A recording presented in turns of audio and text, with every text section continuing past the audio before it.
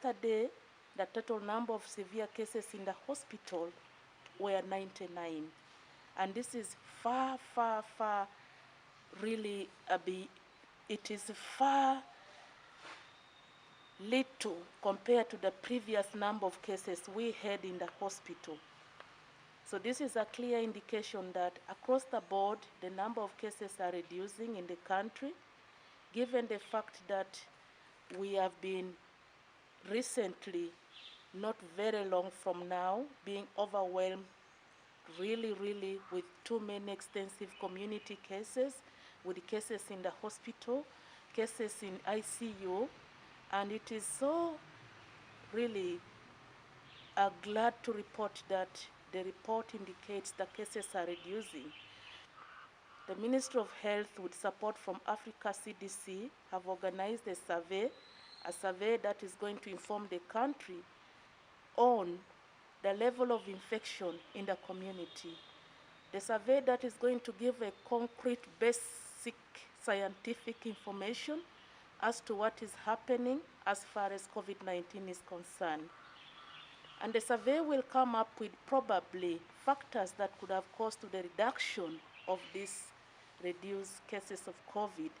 So I want to appeal to the people of Uganda, let's hold on and wait for the outcome of this survey, which will give us a sound scientific information, and it will give a really true situation analysis as far as COVID-19 is concerned in Uganda.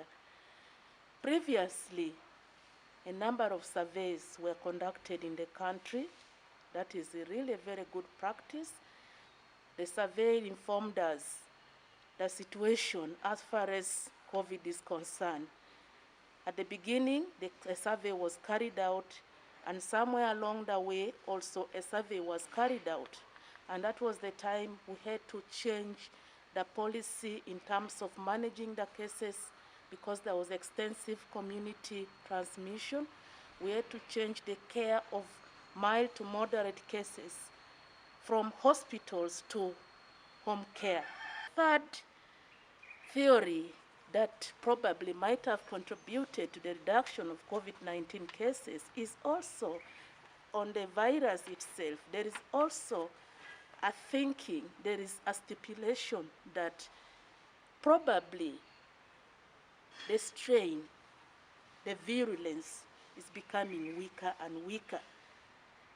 The virulence of the virus is becoming weaker and weaker. As a result, many people who might have gotten affected, many people who might have gotten infected, might have healed without necessarily being tested, without necessarily being noticed.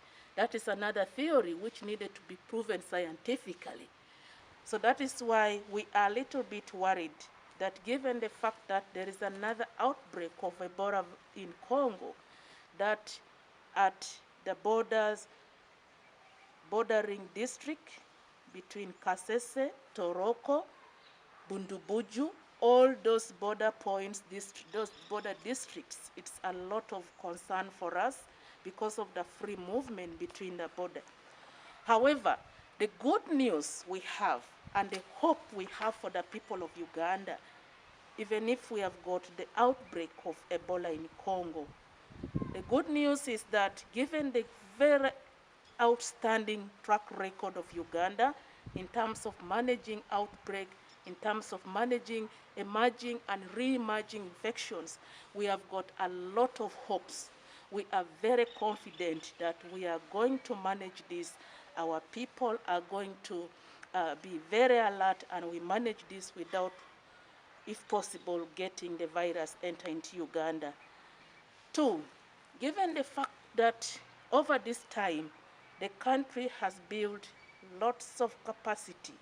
We have huge experience. We've got capacity